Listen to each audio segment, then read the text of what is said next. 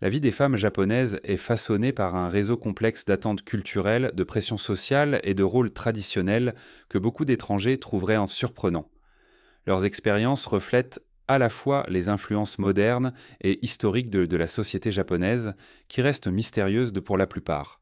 Voici les 10 choses que les femmes japonaises ne veulent pas que vous sachiez. Numéro 10. Les tatouages sont tabous. L'encre équivaut à la rébellion. Si vous aimez porter de l'art sur votre corps, remerciez votre bonne étoile de ne pas être japonaise. En général, les Japonais ne sont pas amis avec l'encre. Si vous posez la question autour de vous, la plupart des réponses feront référence à un gang appelé Yakuza. Oui, les Yakuza sont un gang criminel impliqué dans diverses activités illicites, du jeu illégal au racket. Mais seriez-vous surpris d'apprendre que les Yakuza ont aussi aidé des communautés lors de catastrophes comme un tsunami en mettant les gens en sécurité?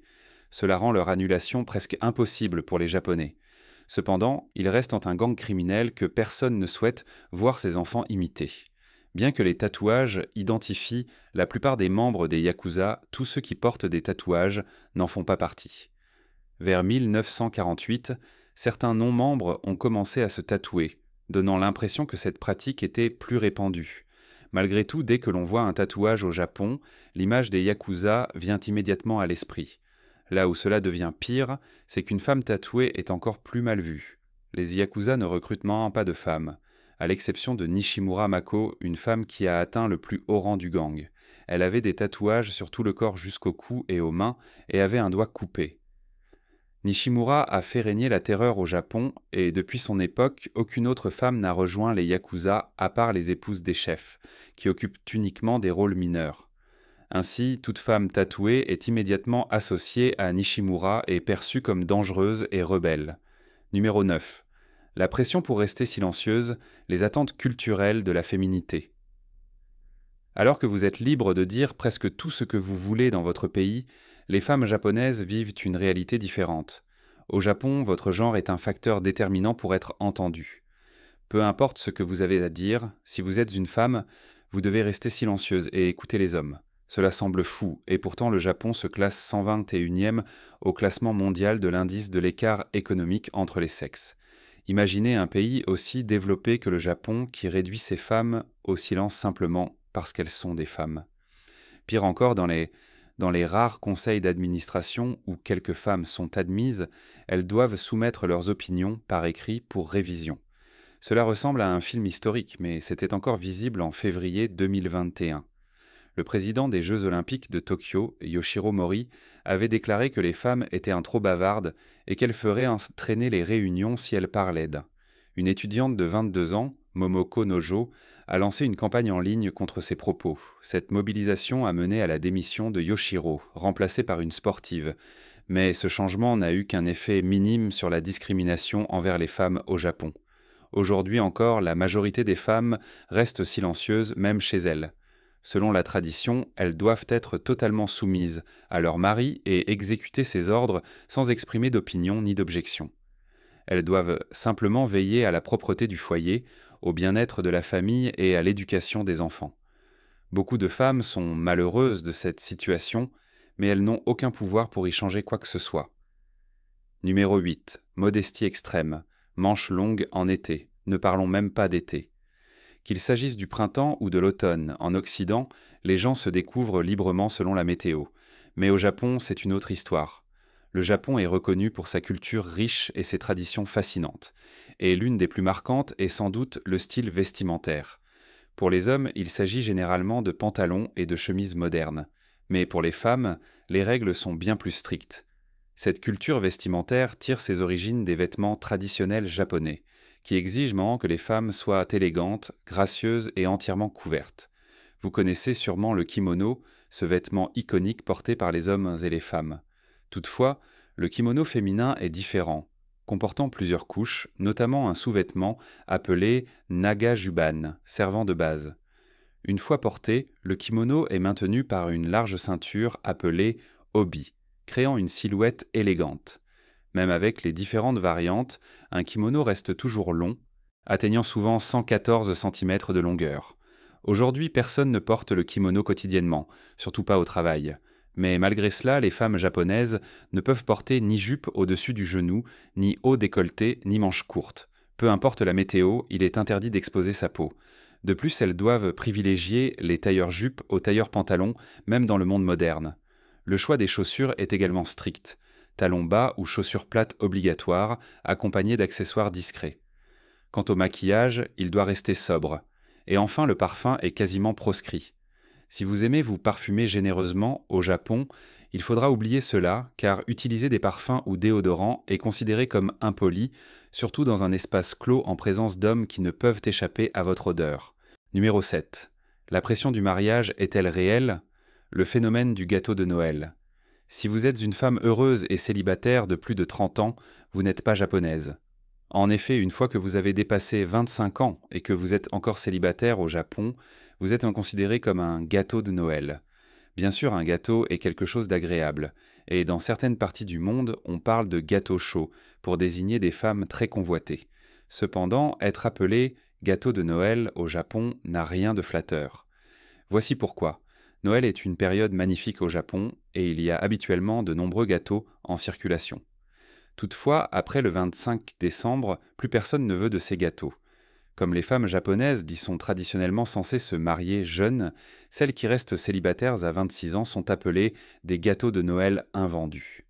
C'est une double insulte, car la majorité des Japonais ne célèbrent même pas Noël, ce qui fait passer ces femmes pour des restes d'une autre culture. En revanche, un homme célibataire du même âge est simplement appelé vieux écolier. C'est encore pire pour les femmes de plus de 31 ans qu'on surnomme alors des nouilles du Nouvel An, signifiant que personne ne les veut après le 31 décembre. Avant la modernisation, les femmes d'environ 35 ans étaient moquées par des hommes qui balayaient monceler l'entrée de leur maison, et les femmes de 40 ans étaient ridiculisées en les faisant monter sur un cheval. Honnêtement, à ce stade, on ne sait même plus ce qui est pire, être réduite à une formation de farine rassis ou à une spirale de farine fanée. Selon les habitants, ces pratiques se sont largement réduites car les femmes restent aujourd'hui célibataires plus longtemps. Mais en réalité, la pression sur ces femmes est toujours très présente. Numéro 6. Le contrôle social subtil, le pouvoir de la politesse. Tout comme les femmes ne sont pas autorisées à s'exprimer librement en présence d'hommes, elles ne peuvent pas non plus prendre certaines décisions. Et en parlant de décisions, elles ne peuvent occuper une position de pouvoir pour diriger un groupe ou un peuple. Fait choquant, selon l'histoire, de nombreuses impératrices ont accédé au trône avant les temps modernes. Mais aujourd'hui, les femmes n'ont plus légalement le droit de le faire. La situation est si grave que la famille royale japonaise cherche désespérément à continuer sa lignée sans avoir d'héritière, mais plutôt un héritier. Ce problème s'étend également au monde politique, où les femmes n'ont pas le droit de diriger des partis politiques. Comme si cela ne suffisait pas, la politique japonaise ne favorise en rien les femmes, qui manquent de protection et de soutien dans tous les domaines de la vie. Si vous consultez les statistiques, le Japon peut sembler être un pays sûr pour les femmes, avec un signalement d'agression sexuelle sur 15. Mais malheureusement, ce n'est pas la vérité. Une autre étude a révélé que au moins 95% des femmes ne signalent pas ces crimes aux autorités pour éviter la stigmatisation négative entourant ces dénonciations. Ce problème est profondément enraciné dans la culture japonaise, qui enseigne aux femmes à garder le silence sur les actes honteux comme les agressions. Mais ce n'est pas la seule raison. Les autorités japonaises traitent mais souvent les plaintes de manière à décourager les victimes de poursuivre la justice. Il existe de nombreux cas d'accusations contre les victimes et d'interrogatoires excessifs. Parce que la culture japonaise valorise l'harmonie, les femmes tendent à réprimer leur opinion pour maintenir la paix dans la société. Cela les pousse ainsi à se conformer en toutes circonstances. Numéro 5. Les standards de beauté, peau pâle et très délicat avant tout. Bien que les traditions et la culture du Japon ne permettant pas aux femmes de beaucoup s'exprimer par la mode, elles suivent donc des normes de beauté bien précises. À travers l'histoire du Japon, un standard intemporel est resté dominant, la quête d'une peau claire et saine. Peu importe ce que vous faites, si votre peau n'est pas pâle, vous ne serez pas considérée comme belle. Cette idée est ancrée dans la croyance culturelle liant la peau claire à un statut social élevé et à un style de vie oisif, à l'abri du soleil et du travail manuel. Même si le désir d'un teint clair a évolué sous l'influence mondiale, l'obsession d'une peau nette persiste. Les femmes suivent des routines de soins axées sur l'hydratation et la protection contre les agressions extérieures. Dans le passé, les femmes japonaises utilisaient une poudre blanche appelée oshiroi pour obtenir un teint pâle. Elles allaient charrément jusqu'à se raser les sourcils pour les redessiner et arborer de longs cheveux tout en appliquant un pigment rouge dérivé du cartame sur leurs lèvres, une pratique que vous avez peut-être vue dans des films asiatiques. Cependant, cette tradition a décliné avec l'occidentalisation. À partir de 1912 à 1926, alors que de plus en plus de femmes intégraient le marché du travail, elles ont abandonné l'idéal de la peau blanche pour privilégier un teint naturel. Elles ont commencé à valoriser la beauté naturelle de la peau en adoptant différentes nuances de maquillage. Toutefois, l'arrivée de l'industrie cosmétique occidentale a eu un impact, poussant certaines à avoir recours à la chirurgie esthétique, comme la chirurgie de la double paupière. Par ailleurs, un autre standard de beauté est la préférence pour des silhouettes minces. Ce n'est pas nouveau. Cela a été déjà influencé par le port du kimono, qui favorisait les morphologies fines. Ce standard reste intemporel car les femmes japonaises cherchent encore aujourd'hui à maintenir une silhouette mince. Cependant, les standards de beauté évoluent selon légèrement aujourd'hui, car de plus en plus de femmes assument leur apparence, valorisant la jeunesse et une attitude joyeuse. Numéro 4. Inégalité de genre sur le lieu de travail. Les plafonds de verre sont omniprésents. Comme mentionné précédemment, l'inégalité de genre des femmes japonaises a commencé il y a longtemps. Cependant, elle ne se limite pas à la liberté d'expression mais s'étend également au milieu professionnel.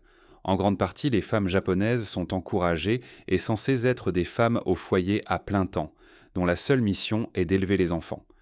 Étant donné que le Japon est l'un des pays les plus développés du monde après la Seconde Guerre mondiale, cela est largement inattendu. Lorsque les propos du chef olympique Yoshiro sur les femmes ont attiré l'attention des médias en 2021, il s'est excusé et a même démissionné. Cela a donné l'impression qu'il regrettait sincèrement ses actes. Pourtant, seulement un an plus tard, il a déclaré au monde entier qu'il avait simplement été réprimandé pour avoir dit la vérité. Cela a mis en lumière le niveau d'absence de remords chez de nombreux hommes sexistes dans le pays. Les actes de Yoshiro n'étaient que la partie émergée de l'iceberg par rapport aux innombrables incidents d'inégalité et de discrimination auxquels les femmes japonaises sont confrontées. Grâce à l'ancien Premier ministre Shinzo Abe, qui a tenté de changer cela en promouvant la politique de Womenomics, l'emploi féminin a connu une nette augmentation entre 2013 et 2020. Ces actions ont entraîné une hausse importante du nombre de femmes japonaises en travaillant. Mais la triste réalité est que le revenu moyen des femmes japonaises reste supérieur de 40%, inférieur à celui de leurs homologues masculins. De plus, les femmes sont sous-représentées sur le marché du travail. En effet, moins de 15% des postes à responsabilité dans les entreprises japonaises sont occupés par des femmes contre 42% aux États-Unis, 40% en Suède et 15,6% en Corée du Sud voisine. Faut-il même parler du Parlement japonais où seulement un législateur sur 10 est une femme? Selon le rapport, cette inégalité professionnelle est due au fait que les postes de direction sont encore largement occupés par des hommes âgés qui continuent de croire à des vues d'un dépassé sur le rôle des femmes. Il n'est donc pas surprenant d'apprendre que certaines femmes sont utilisées pour des tâches en dehors de leurs responsabilités professionnelles. Ces hommes considèrent toujours les femmes comme des épouses ou des assistantes, devant servir les hommes tant dans la sphère privée que publique. Cette perception est si ancrée dans la société japonaise qu'une école de médecine réputée à Tokyo a été découverte à falsifier les résultats d'examen des femmes pendant au moins une décennie.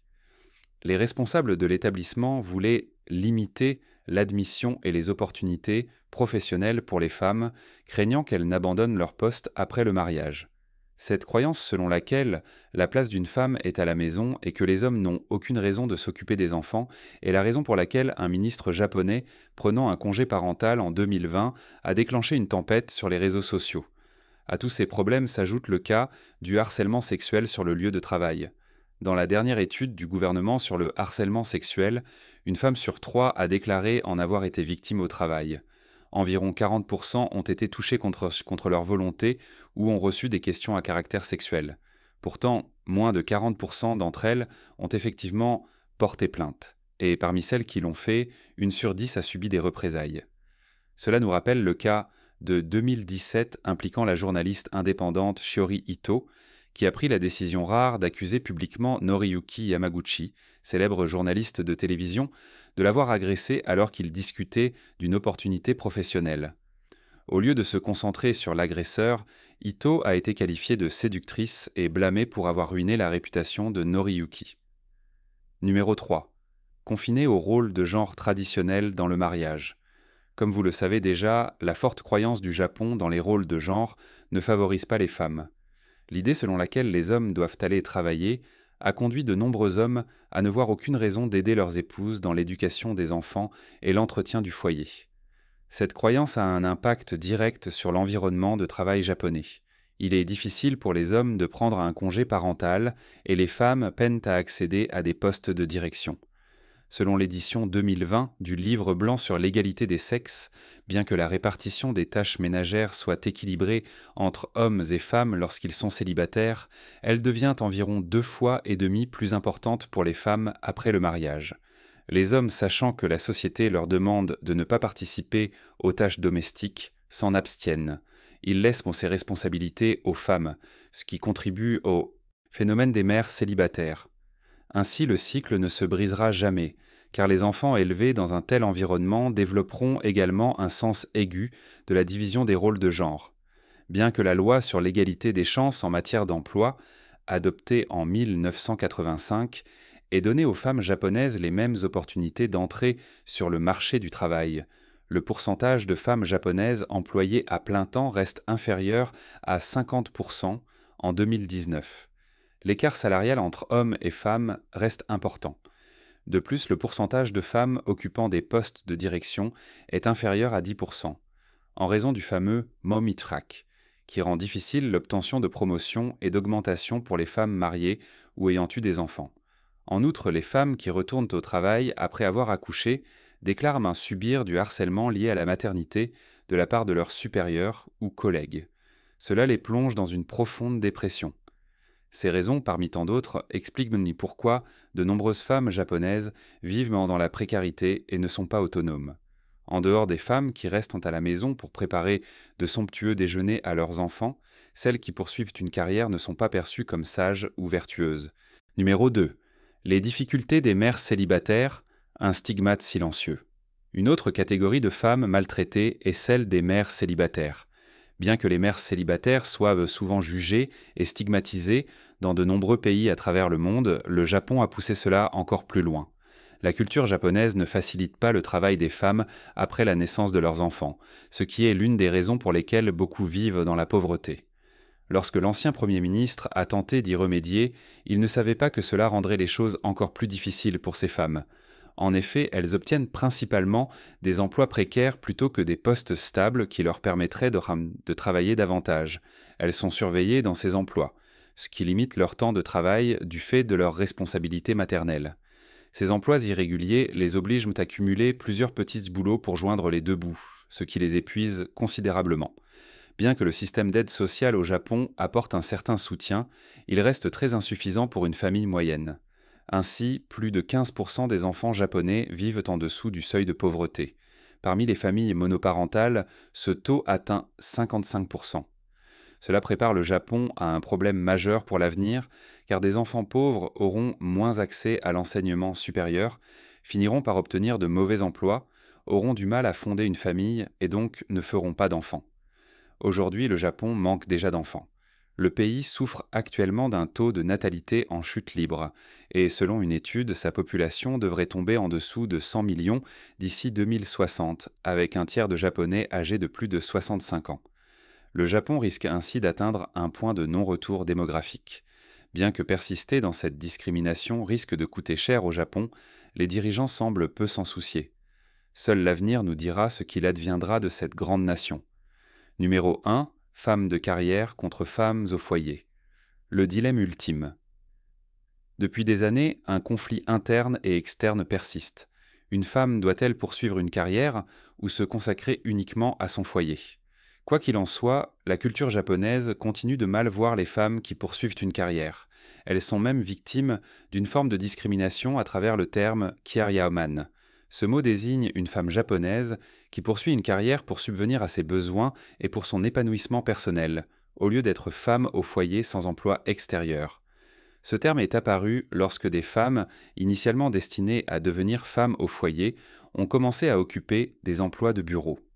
Elles sont perçues comme l'équivalent féminin du salaryman japonais qui a d'abord vu cela comme une menace. Cependant, de nos jours, beaucoup de Japonaises sont contraintes de travailler pour soutenir financièrement leur mari. Le vrai problème est alors de concilier carrière professionnelle et responsabilité domestique. La mentalité d'un homme japonais typique ne l'incite pas à offrir un soutien domestique adéquat. Cela force souvent les femmes à rester à la maison pour s'occuper des enfants. D'un autre côté, certaines femmes au foyer ressentent peur et gêne lorsque leur mari propose de les aider à la maison. Elles estiment que le foyer est leur domaine exclusif et craignent d'être accusées de négligence. Dans ce contexte, il est difficile de savoir si les Japonaises souhaitent véritablement travailler. Selon une enquête de 2010 menée par l'Institut national de la recherche sur la population et la sécurité sociale, la majorité des femmes célibataires prévoient d'arrêter de travailler après leur mariage. Certaines souhaitent avoir des enfants et retourner au travail après la période d'éducation des jeunes enfants. 35% d'entre elles veulent retourner travailler, 31% souhaitent combiner travail et responsabilités domestiques, 20% envisagent de devenir femme au foyer à plein temps après le mariage ou la naissance d'un enfant. Seuls 5% souhaitent rester célibataires pour continuer leur carrière et seulement 3% espèrent se marier sans avoir d'enfants. Le constat le plus triste de cette étude est que beaucoup de femmes célibataires pensent ne pas pouvoir se marier, même si elles le souhaitent. C'est parce qu'elles choisissent obtenir un emploi avant le mariage, ce qui les rend trop âgées selon les normes pour se marier lorsqu'elles sont prêtes. Il existe aussi une catégorie de femmes qui souhaitent se marier mais ne pas avoir d'enfants, pour pouvoir poursuivre leur carrière sans subir la discrimination liée à la maternité dans les entreprises. Dans l'ensemble, il semble que le Japon n'est pas encore prêt à véritablement embrasser l'égalité des sexes, ce qui nous laisse nous interroger sur l'avenir de cette grande nation.